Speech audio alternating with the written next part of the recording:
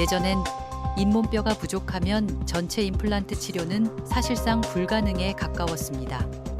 그러나 오로넥스라는 새로운 치료법이 등장하면서 적은 수의 임플란트만으로도 전체 치아를 고정할 수 있게 된 것이죠.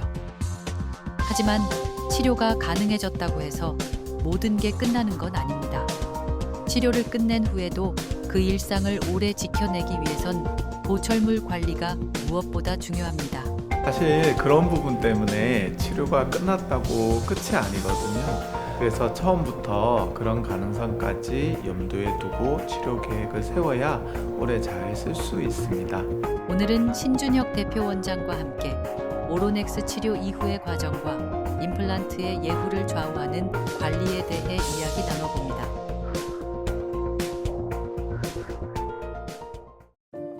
오영옥 씨는 지난해 전체 임플란트 치료를 받았습니다. 치료 후엔 양치도 꼼꼼히 하고 위생에도 신경을 써왔지만 입안 깊숙한 곳까지의 관리는 좀처럼 쉽지 않았습니다.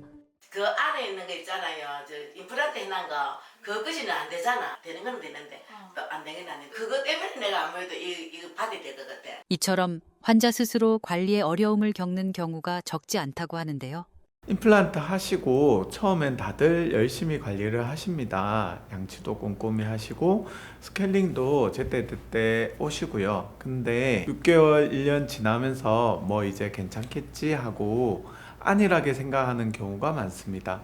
임플란트는 구조상 정기적인 관리가 안 되면은 염증이나 근육 문제가 생길 수 있습니다. 특히 오로넥스처럼 전체가 연결된 보철물은 조금만 관리가 소홀해도 예후에 영향을 줄 수가 있습니다. 정기적인 검진이 중요한 이유도 바로 여기에 있습니다. 보이지 않는 변화들이 누적되면서 예기치 못한 문제로 이어질 수 있기 때문입니다. 전체 임플란트를 하신 분들은 연령대가 높은 경우가 많습니다. 나이가 들면서 잇몸뼈가 조금씩 흡수되거나 입안의 구조 자체가 서서히 변할 수 있거든요. 특히 시간이 지나면 뼈의 위치나 높이가 달라지기도 해서 처음엔 잘 맞던 보철물이 조금씩 어긋나거나 불편해질 수 있습니다. 그럴 땐 기존 보철에 약간의 수정을 하거나 필요한 부위를 조정해 드리는 경우가 생길 수 있습니다. 전체 임플란트를 했다는 건 이미 치아나 잇몸 상태가 많이 약해졌다는 의미이기도 합니다. 그만큼 처음 치료를 결정할 때부터 신중한 고민이 따랐을 텐데요. 하지만 이후 관리를 소홀히 하면 문제가 반복되거나 보철을 다시 만들어야 하는 상황이 생길 수 있습니다. 특히 연령대가 높을수록 신체적인 부담이 크기 때문에 시간이 지나도 편하게 조정할 수 있는 구조인지가 더욱 중요해집니다. 오로넥스는 단순히 구조만 특별한 게 아닙니다. 치료 후에 환자분들이 스스로 관리할 수 있도록 편의성과 유지력을 함께 고려한 맞춤형 보철입니다. 평소 양치하실 때 잇몸 경계 부위를 잘 닦아주시고 정기적으로 치과에 내원하셔서 내부 청소만 받아주셔도 전체 구조는 안정적으로 유지될 수 있습니다. 그리고 이 보철은 나사로 고정이 돼 있어서 나이가 들면서 구강 구조에 조금씩 변화가 생기더라도 전체를 새로 만들 필요 없이 필요한 부분만 조정하거나 교체가 가능합니다. 결국 시간이 지나도 환자분 구강 상태에 맞게 조정할 수 있는 맞춤형 보철이라는 얘기입니다.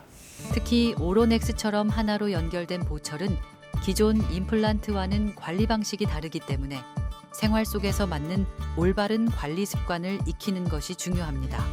임플란트는 실제로 충치가 생기진 않기 때문에 충치를 예방하기 위한 칫솔질 방법이 아니라 임플란트 주위염을 예방하기 위한 칫솔질을 하셔야 돼요. 그래서 치아보다는 임플란트와 치아의 잇몸 경계 부위를 닦는 방법을 익히셔야 되고 평생 습관으로 유지를 하시는 게 가장 중요합니다. 저희가 이제 요 임플란트 같은 경우에는 관리하는 게 굉장히 중요하고요.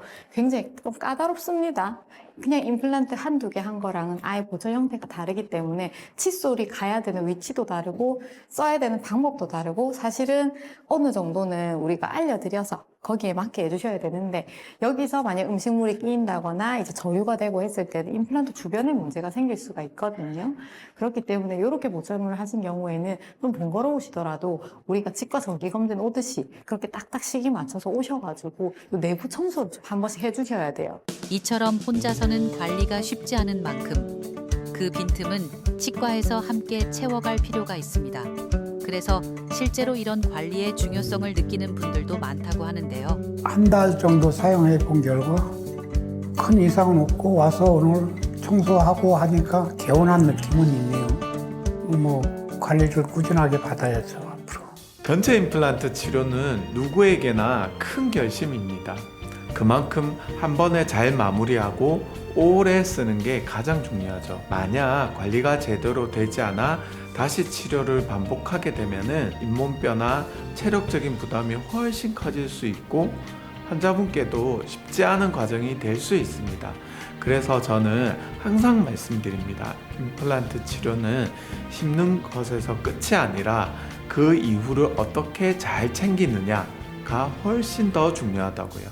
치료의 완성은 관리에 있습니다. 힘들게 심은 임플란트를 오래 쓰실 수 있도록 그 부분만큼은 꼭 기억해 주셨으면 합니다. 임플란트는 단순히 보철을 심는 데서 끝나지 않습니다. 환자분이 오래도록 편안하게 쓸 수 있도록 하는 것. 그것이 우리가 진짜 지켜야 할 치료의 기준입니다. 치료의 끝이 아닌 삶 속에 오래 머무는 치료. 그것이 곧 환자를 위한 것이 아닐까요?